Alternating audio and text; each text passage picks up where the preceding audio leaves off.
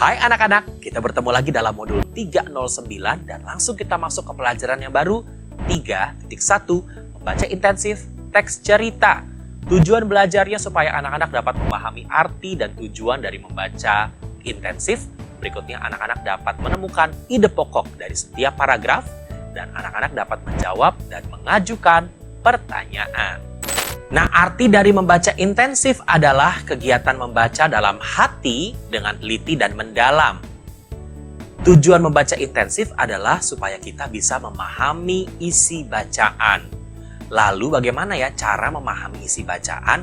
Yang pertama adalah menemukan beberapa pokok isi bacaan, lalu membuat pertanyaan berdasarkan setiap pokok isi bacaan, dan menjawab pertanyaan. Lalu, apa itu pokok isi bacaan? Pokok isi bacaan adalah ide atau hal-hal yang penting dalam suatu teks yang kita baca. Sekarang anak-anak perhatikan contoh berikut.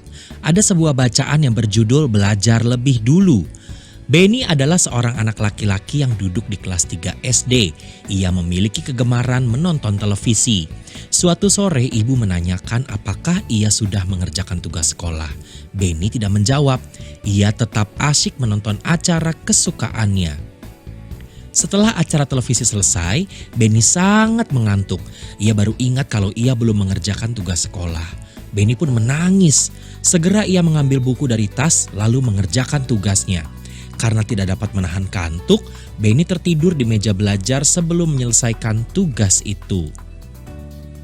Pada keesokan paginya, ibu menasehati agar Benny lebih mengutamakan tugas sekolah daripada menonton televisi. Benny mengangguk. Ia menyesal dan berjanji untuk belajar lebih dulu sebelum melakukan kegemarannya. Sekarang anak-anak kita akan melihat contoh menemukan pokok isi bacaan. Sekarang anak-anak perhatikan kalimat berwarna biru pada bacaan tadi. Yang pertama, Benny suka menonton televisi. Ia tetap menonton walaupun sudah diingatkan ibu untuk mengerjakan tugas sekolah. Benny menangis karena belum mengerjakan tugas padahal ia sudah mengantuk. Benny tertidur sebelum tugasnya selesai. Ibu menasihati Benny. Benny berjanji untuk memperbaiki kesalahannya. Dari bacaan tadi sekarang kita akan lihat contoh-contoh untuk mengajukan pertanyaan.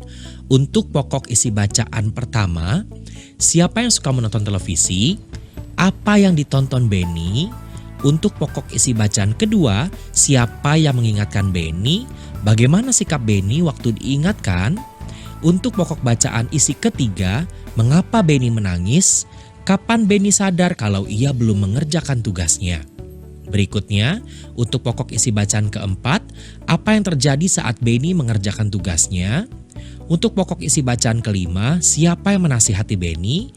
Dan untuk yang terakhir, untuk pokok isi bacaan keenam, bagaimana sikap Benny setelah diberi nasihat? Berikutnya anak-anak kita melihat contoh menjawab pertanyaan. Untuk pokok isi bacaan ke-1, Benny televisi. Untuk pokok isi bacaan kedua, ibu dan Benny tetap menonton televisi. Untuk pokok isi bacaan ketiga, karena belum mengerjakan tugas setelah selesai menonton televisi. Untuk pokok isi bacaan keempat, Benny tertidur sebelum menyelesaikan tugasnya. Untuk pokok isi bacaan kelima, ibu. Untuk pokok isi bacaan keenam, Benny menyesal dan berjanji untuk memperbaiki kesalahannya.